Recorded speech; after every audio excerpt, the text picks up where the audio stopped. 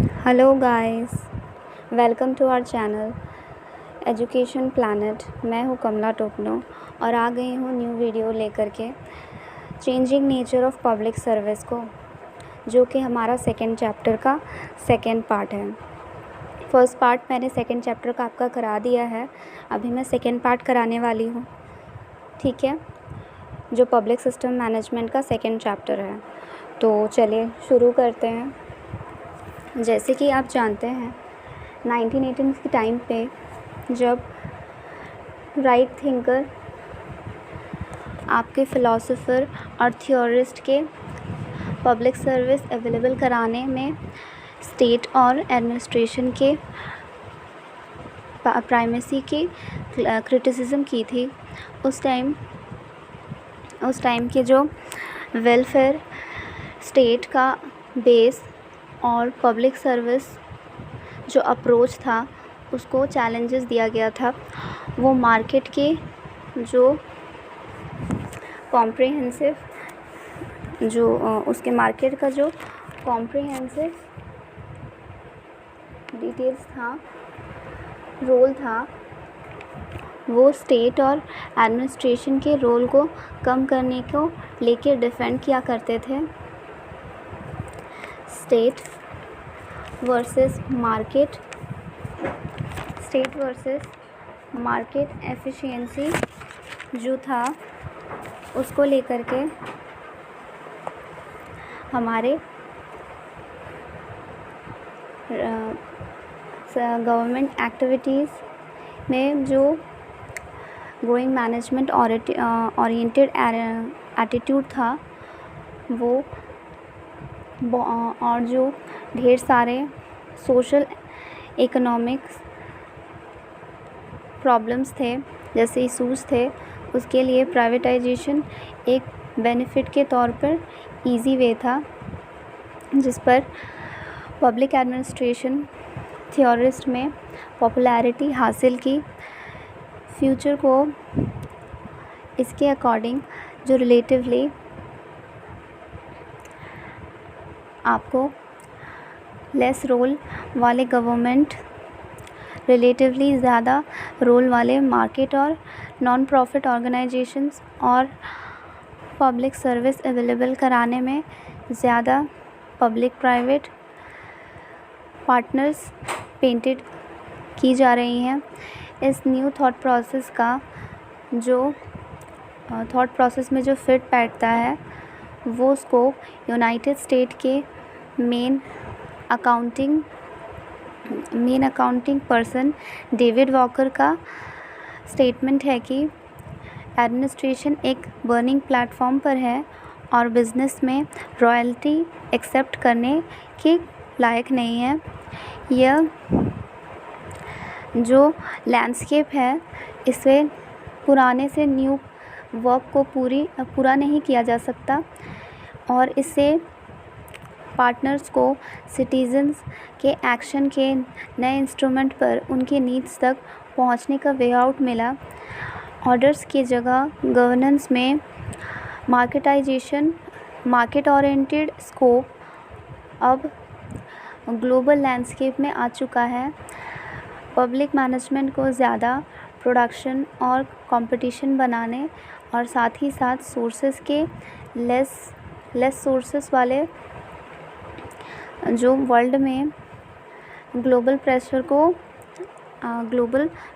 को विथस्टैंड करने के लिए बहुत सारे इम्प्रूवमेंट के ट्रिक्स हैं, जैसे ब्यूरोक्रेसी में वांटलेसनेस और स्मॉल स्कोप और आपके नॉन डिसइन्वेस्टमेंट और मार्केटाइजेशन, इंडिपेंडेंस, प्राइवेटाइजेशन, ये पब्लिक मैनेजमेंट में आउटलाइन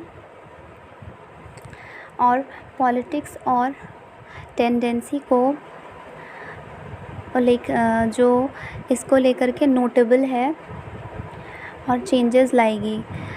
सर्विसेज की क्वालिटी में इम्प्रूवमेंट लाने से स्किल को बनाए रखने और पब्लिक एक्सपेंसेस कंट्रोल करने में हेल्प मिलेगी, जो इम्प्रूवमेंट प्रोसेस के मेन डायरेक्टर हैं।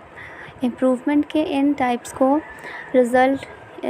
में रिज़ल्ट यह होगा कि मासिव स्केल पर बिलीव्स दिलाएंगे कि strict bureaucracy management, public service available कराने और सिटीजन्स की सेटिस्फैक्शन हासिल करने में अनस्किल्ड और लैंग्विशिंग की जा रही है। प्रेजेंट में सिटीजन्स का एम्पावरमेंट करना और उन्हें पब्लिक सर्विस और मैनेजमेंट में पार्टिसिपेटर बनाना पब्लिक सिस्टम मैनेजमेंट का एक इम्पॉर्टेंट सिम्टम्स है। गवर्नेंस का एम्बियंस जो है उससे कॉम्प्लिकेटेड मैकेनिज़्म इकोनॉमिकल चेंजेस से बना है। इससे जो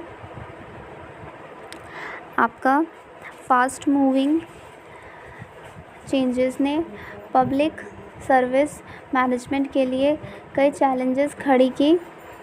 सभी आउटसाइड पावरफुल चेंजेस में से इम्पॉर्टेंट है कॉरपोरेट ग्लोबलाइजेशन, साइबर टेक्नोलॉजी और कॉस्ट चेंजेस और मैनेजमेंट के जो थॉट प्रोसेस है जो कि पब्लिक सर्विसेज को अवेलेबल कराने और मैनेजमेंट से बहुत इफ़ेक्टेड था।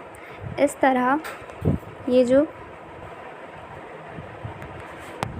तरह इंटरनल एम्बियंस मोबिलिटी को इंक्रीज़ करता है और प्राइवेटाइजेशन और अथॉरिटी डिवॉल्यूशन ने पब्लिक सिस्टम मैनेजमेंट पर रीथिंकिंग करने की ज़रूरत को जोर दिया।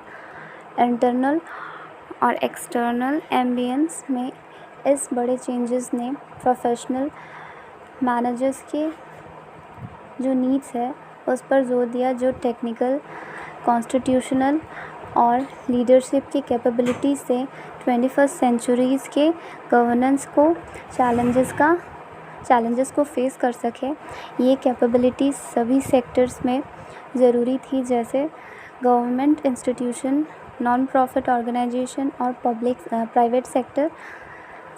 पब्लिक सर्विस प्रोफेशनल का वर्किंग सेक्टर एक स्टडी फ्लो में होता है, जिसमें एक तरफ अनसर्टेनिटी और डाउट है और दूसरी ओर चैलेंजेस और बेनिफिशियल अपॉर्चुनिटीज़ हैं।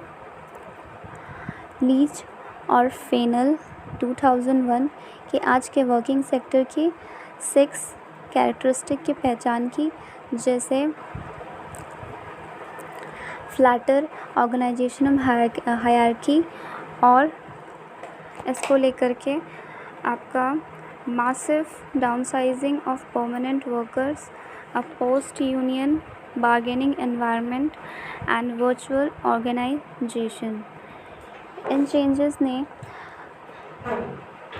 मोस्टली ही पब्लिक सर्विसेज के जो काम करने का तरीका है उसको इफ़ेक्ट किया है। गवर्नमेंट, प्राइवेट और नॉन प्रॉफिटेबल सेक्टर के बीच जो वॉल के अनएक्सप्लेनेशन जो पब्लिक सर्विस में एक आपका काम करने का तरीका, इसको लेकर के उसको मीनिंग दिया है।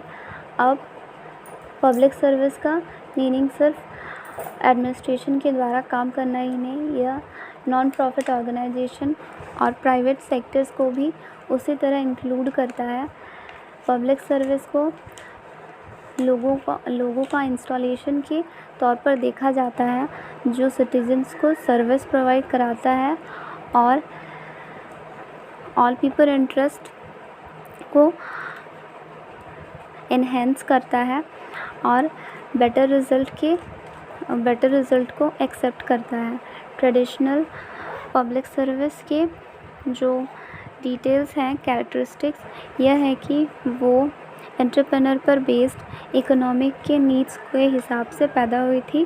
जिन लोगों को इस ट्रेडिशनल पब्लिक सर्विस में शामिल किया गया था वे गवर्नमेंट वर्कर्स थे जो एक सेंट्रलाइज्ड हायरार्की बेस्ड ब्यूरोक्रेसी में प्री प्लान्ड तरीके से रेगुलर बेसिस में काम किया करते थे। उनका जो डिस्क्रिशन हायरार्की में उनकी कंडीशन तक लिमिटेड था और वे अपने सीनियर्स के प्रति रिस्पॉन्सिबल थे। सिलेक्टेड ऑफिसर्स जो थे वे इसको लेकर के पब्लिक पॉलिसी और इस पब्लिक पॉलिसी के लिए अपने जो पर्सन माइंड एक्सप्लेनेशन करते और प्लानिंग मैनेजमेंट की सर्वेलियंस करते हैं। राइट के डिटेल्स पर ओवर्टेड फ्रॉम द टॉप इसको लेकर के स्ट्रेट जो सर्विस सिटीजन्स को प्रोवाइड की जाती कंट्रोल और कोऑर्डिनेशन गवर्नमेंट पर फोकस था। वर्कर्स के जो रोल थे वो साफ था और स्किल में कैरेक्टरिस्टिक्स थी। सिटीजन्स सर्विस प्रोटेक्टेड जो है रेगुलरली वर्कर्स को दी जाती थी जिन्हें पेमेंट और फैसिलिटीज़ सीधे गवर्नमेंट से मिलती थी। न्यू पब्लिक सर्विस के वेरियस कैरेक्टरिस्टिक हैं जो एंटरप्रेन्योर के बाद सर्विस सेक्टर पर बेस्ड इकोनॉमिक के लिए ज़्यादा ही लायक है।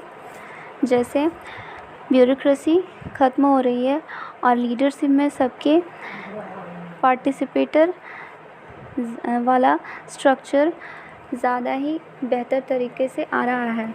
लोगों के इंटरेस्ट को ध्यान में रखा जा रहा है और सभी रिलेटेड जो उनके पक्ष हैं पक्ष से बात करने पर जो डिटेल्स आ रहे हैं उन पे बेस्ड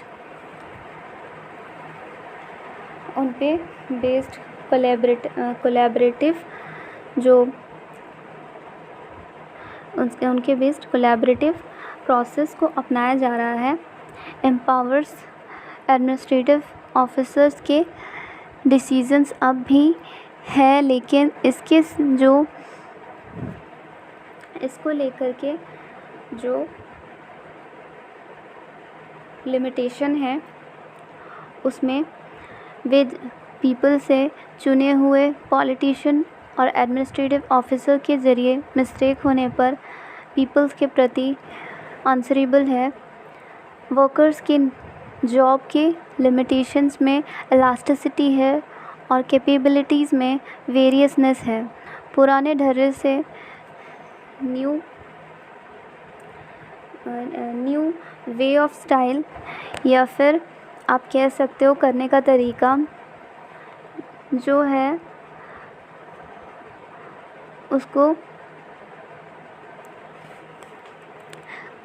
करने के लिए उसके जो लेके रोल है उसमें पब्लिक सर्विस अवेलेबल कराने में आए चेंजेस ने पब्लिक सेक्टर की जो रोल को चेंज किया है।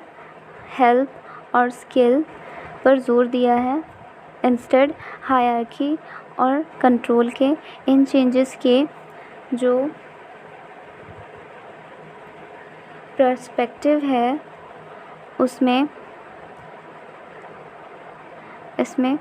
पर्सपेक्टिव के आधार पर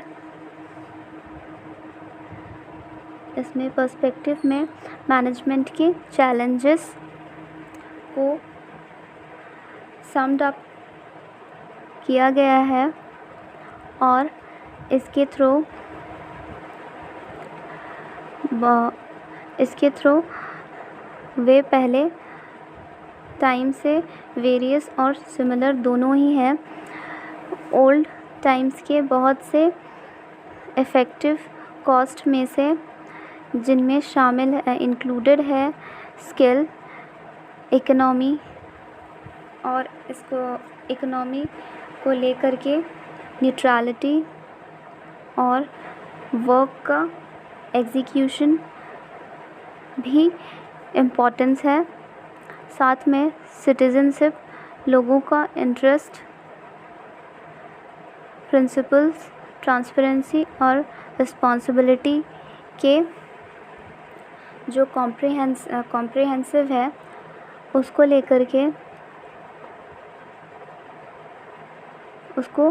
लेकर के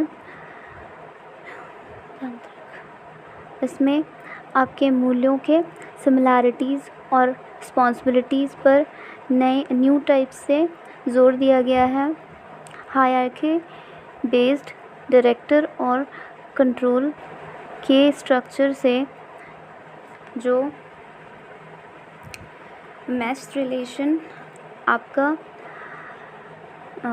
रिलेशन के न्यू टाइम्स में चेंजेस न्यू टाइप्स के स्किल की डिमांड करता है।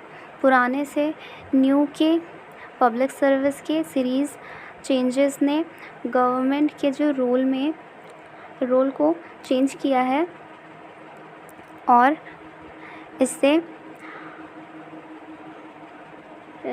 इससे ये है कि पॉलिटिक्स और प्रोफेशनलिज़म दोनों टाइप्स के पब्लिक सर्विसेज के मेन जो कंसर्न है। हालांकि ये मानना गलत होगा कि ब्यूरोक्रेसी एडमिनिस्ट्रेशन फीका पड़ गया है। अब पब्लिक मैनेजमेंट क्वालिटी के प्रति अलर्ट हो गई है। ये स्ट्रिक्ट वर्क बेस्ड टेक्निकल से रिज़ल्ट ओरिएंटेड होने पर जोर देता है। ये रीच रेंज में होती है, ट्रांसपेरेंट होती है और सर्विस प्रोवाइड करने के लिए लोगों के प्रति रिस्पॉन्सिबल होती है। गवर्नमेंट एक ऐसे बहुत काम को जो पहले ब्यूरोक्रेसी किया करती थी, अब उसके अकॉर्डिंग अनुबंध पर प्राइवेट इंस्टीट्यूशन कर रही है। ट्रेडिशनल पब्लिक एडमिनिस्ट्रेटिव स्ट्रक्चर में सीनियर ऑफिसर मेरिट के बेस्ड पर चुने जाते थे और वो अपना टेन्योर पूरा करते थे। अब नए पब्लिक सिस्टम मैनेजमेंट में यह थॉट सही नहीं ठहरते। स्किल्ड और प्रोडक्टेड जैसे कॉन्सेप्ट के जो वैल्यूज़ कॉस्ट के प्रोसेस में बदल रहे हैं, जिसमें एक ही काम के लिए वेरियस पेमेंट स्ट्रक्चर का जो एमर्जेंस हुआ। सिमिलर काम के लिए सिमिलर पेमेंट अब काम नहीं कर रहा। हालांकि ये कॉन्स्टिट्यूशनल कंपल्शन है। इससे ब्यूरोक्रेसी का जो कॉन्ट्रैक्शन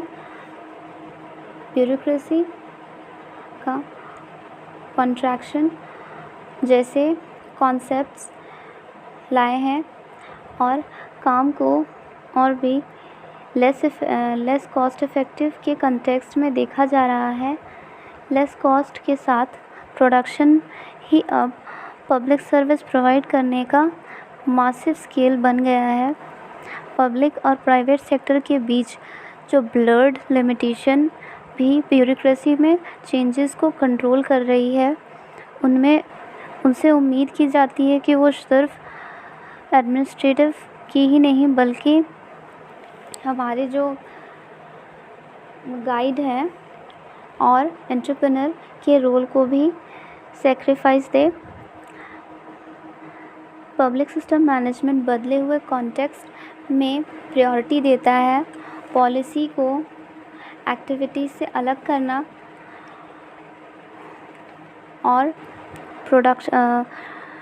प्रोडक्शन को जो प्रोड्यूसर है वो लेस टैक्स से अधिक सर्विस प्रोवाइड करना और मार्केटाइजेशन, ट्रेडिशनल ब्यूरोक्रेसी स्ट्रक्चर और सोर्सेस और प्रोसेस को मार्केट के स्ट्रैटेजी से बदलना, और जो सर्विस ओरिएंटेड कंज्यूमर्स की नीड्स को प्रायोरिटी प्रदान करना, decentralisation, service provide responsibility low level और लोकल गवर्नेंस को ट्रांसफ़र करना, और प्रोडक्शन और इफ़ेक्ट्स पर फोकस करते हुए रिजल्ट्स के प्रति आंसरेबल तय करना। मैनेजमेंट के पावरफुल इफ़ेक्ट के बावजूद पब्लिक सिस्टम मैनेजमेंट जो है वो एक स्पेसिफिक है। यह लेवल पब्लिक सर्विस कॉस्ट का बेस बनाकर पब्लिक सेक्टर के वर्क को करता है। डेवलप्ड कंट्रीज़ के कुछ सेक्टर जैसे एजुकेशन, हेल्थ और फूड प्रोटेक्शन पर पब्लिक सर्विस का जो डोमिनेंस रहता है। कोई डाउट नहीं है कि पब्लिक सिस्टम मैनेजमेंट में जो कोशिश कॉम्प्लिकेटेड और कंपटीशन स्कोप के बीच रिलेशन कायम करने की होती है, जैसे स्किल्ड, इफ़ेक्टिवनेस, क्वालिटी, एफिशिएंसी, और इसको लेकर के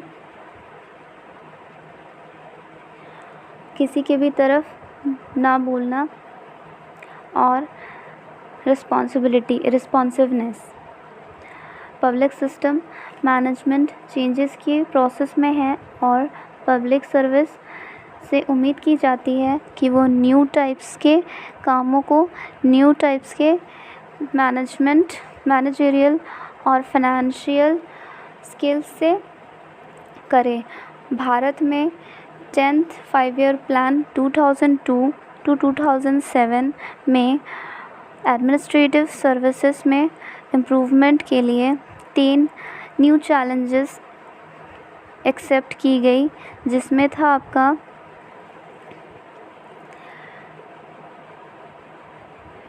एडमिनिस्ट्रेटिव सर्विसेज के जो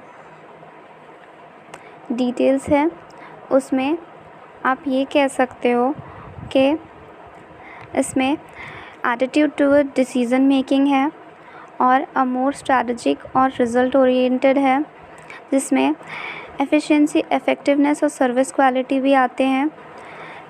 लेकिन आप उससे पहले ये आइडेंटिफाई करते हैं कि ensuring long term affordability of the civil service, ensuring procedure for rewarding and promoting merit disciplining, malfunction and misconduct, and strengthening accountability and performance quality, reshaping the bureaucracy so that it performs its core public function and develops new ways of provision of critical economic and social service. A new work culture need to be evolved at all levels. इसका मतलब है कि आपके ये जो सारे details हैं उसमें ब्यूरोक्रेसी की जो रीथिंकिंग करना, ताकि वह डिटेल्स के जो कॉन्क्रीट इन्फॉर्मेशन है उसमें आपका कॉन्क्रीट इन्फॉर्मेशन को कर सके और डिफ़िकल्ट इकोनॉमिक और सोसाइटल सर्विसेज प्रोवाइड करने के लिए न्यू सिस्टम डेवलप कर सके। हर लेवल पर एक नई वर्क कल्चर क्या एमर्जेंस की ज़रूरत है। जैन 2003 के अकॉर्डिंग पब्लिक सर्विस इम्प्रूवमेंट में वेरियसनेस इंक्लूड किया जाना चाहिए, जैसे डिसीज़न के लिए ज़्यादा से पॉलिटिक्स और रिज़ल्ट ओरिएंटेड।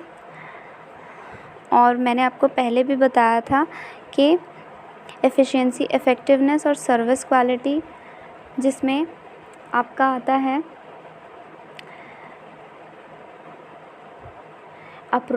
अप्रोच इन सभी को लेकर के, और इनके डिटेल्स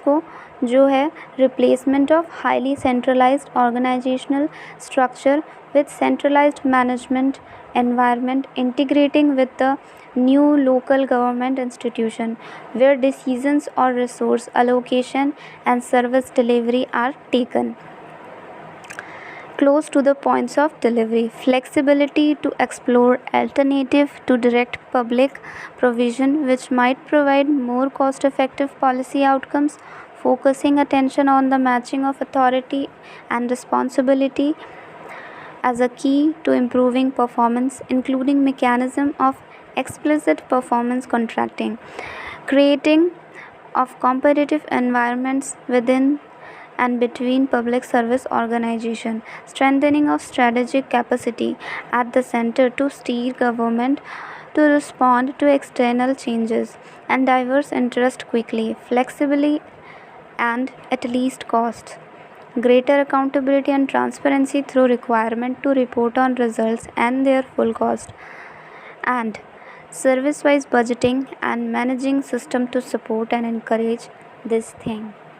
इसका मतलब ये होता है कि इनका जो डिसेंट्रलाइज ऑर्गेनाइजेशन स्ट्रक्चर को डिसेंट्रलाइज मैनेजमेंट का जो एम्बियंस है, चेंजेस जो नए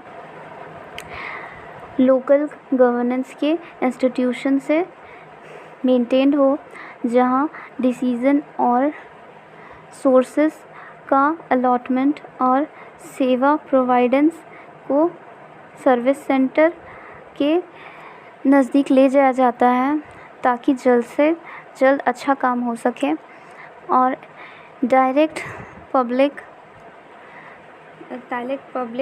प्रोविज़न्स के ऑप्शंस में रेजिलिएंट जो मेनली ज़्यादा कॉस्ट इफ़ेक्टिव या इजीली पॉलिसी को रिज़ल्ट देता हो, परफॉर्मेंस बेटर करने के लिए राइट और रिस्पॉन्सिबिलिटी में सिमिलैरिटी बिठाना, जिसमें कि आपका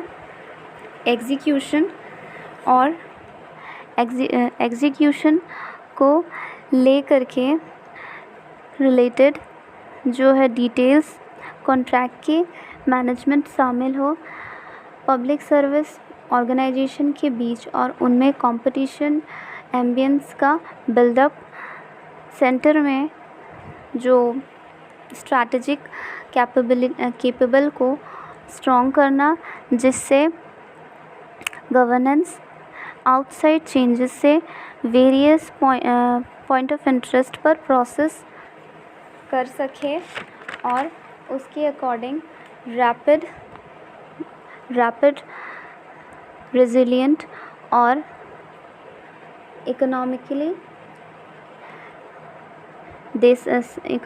से दे सके रिजल्ट्स, और उनके प्री कॉस्ट पर डिटेल्स देने की ज़रूरत के मीडियम से आंसरेबल और ट्रांसपेरेंसी, और इन चेंजेस के साइड में और इन्हें इन्हेंस इनकरेजमेंट देने के लिए सर्विस के अनुसार बजट क्रिएट करना और मैनेजरियल मैनेजमेंट करना।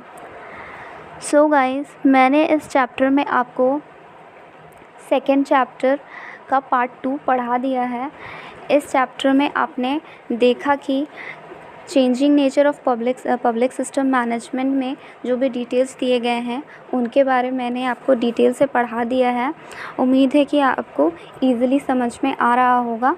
नेक्स्ट वीडियोस में इसके बाद के पब्लिक सिस्टम मैनेजमेंट का जो ब्यूरोक्रेटिक सिस्टम है वो उसके डिस्ट्रक्शन को पढ़ा दूँगी और कंक्लूज़न को एक्सप्लेन कर दूँगी, और इसके बाद हमारा चैप्टर कल कंप्लीट हो जाएगा और फिर हम चैप्टर 3 की शुरुआत करेंगे। तो फ़िलहाल इस वीडियो में इतना ही। अगर आपको ये वीडियो पसंद आया हो, लाइक शेयर और सब्सक्राइब कर दीजिएगा, और मिलते हैं हम नेक्स्ट वीडियोज़ में बाकी के टॉपिक के साथ। Bye guys.